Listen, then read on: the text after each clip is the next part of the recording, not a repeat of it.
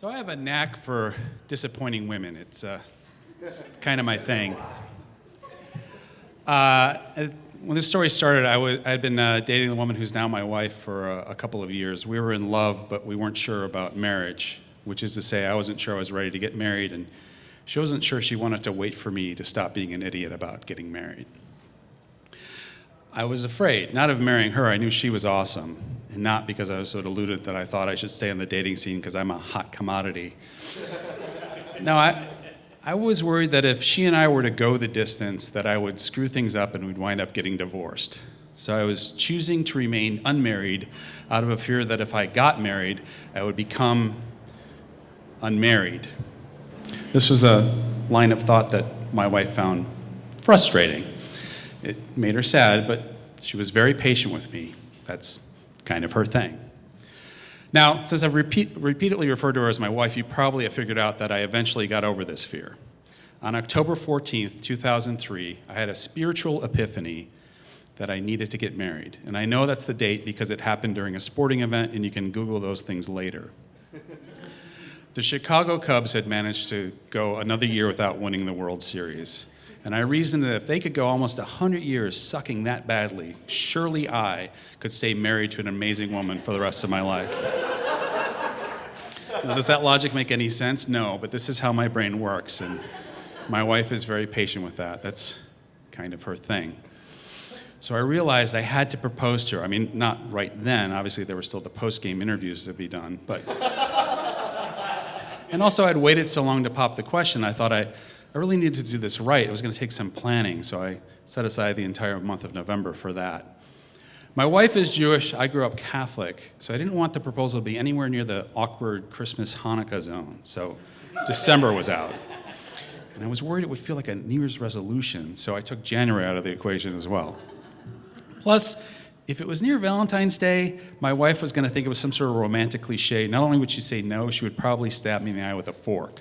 So February was now out. But her birthday is March 31st. And I figured that if I proposed on her birthday, the ring would count as a present and I could kill two birds with one diamond. So my spiritual epiphany was a call to action to do something in 5 months. But I had a great plan. I realized that since it was near her birthday, I could throw her a party. So my idea was that I would take her somewhere romantic, just the two of us. I would get down on one knee, propose, she'd be all like, ooh, and then she'd think the night was over, but then when we got home, our whole house would be filled with all of her friends, and they'd be like, surprise, happy birthday! She'd be like, ah! And then she'd be like, surprise on you, motherfuckers! Flash the ring, boom, the surprise birthday party for the guest of honor becomes a surprise engagement party for everybody. I called this the double reverse surprise party. It remains to this day the greatest idea I have ever had in my life. I was so excited about this idea that any lingering doubts I had about getting engaged were over. I realized the time was now. So I went out ring shopping, and I immediately found the ring. And word to the wise, if you are ever ring shopping, saying, I have found the ring is the wrong thing to do before you have settled on a price. But whatever, I had a beautiful, if somewhat overpriced ring, and I had an amazing romantic gesture locked and loaded. In 1 week, I was going to propose and become the greatest boyfriend of all time. I felt like I was playing with house money. I could do no wrong. My years of disappointing women were finally over. Meanwhile, she has no idea any of this is going on and can't understand why I'm suddenly so cocky with myself. But she suggests that we go away for the weekend, and I think, who better than the guy about to become the greatest boyfriend of all time deserves a romantic weekend away? Because there are never any bad consequences for someone celebrating before they get to the finish line. So we go to Ojai. We stay in a fancy hotel. We have fancy massages. We go out for a fancy dinner. And that night, I could tell fancy sex was going to happen. Now we're getting back to the room, and just as I put the key in the door, somewhere in the darkened courtyard of this fancy hotel, we hear a woman start screaming. We're both like freaked out, like what is going on? Trying to figure out where it's coming from. And then from off in the darkness, this woman shouts at the top of her lungs, I just got engaged! The whole hotel starts applauding for her. And I turn to my beloved. She is not applauding. And she does not look like someone about to have fancy sex. So I turn the key and we go into the room. There's a scene in Raging Bull where De Niro knows he's just going to get pummeled. He doesn't even try to fight back. He just kind of wraps his arms around the top rope of the ring, just trying to stay on his feet until the fight is over. That is a pretty good description of how the rest of the night went for me. She let me have it. Her patience with me ended in that courtyard. She was sad that I still wasn't sure whether I wanted to get married. It hurt her feelings that after all this time, I still didn't know. I mean, what could I possibly be waiting for?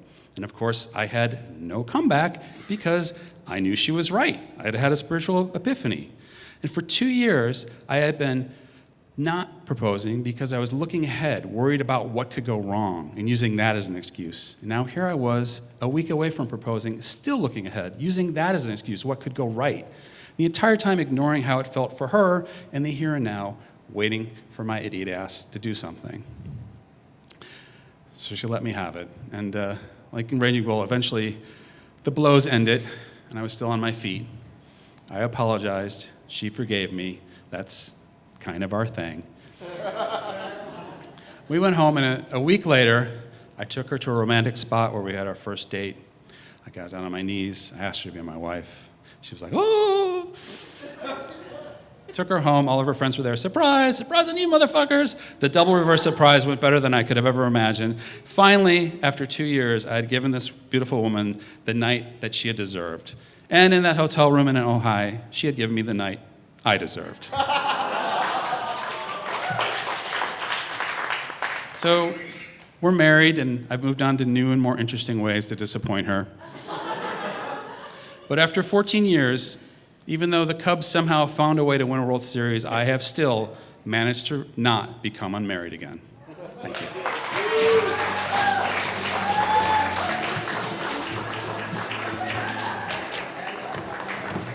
Ron Hart, ladies and gentlemen.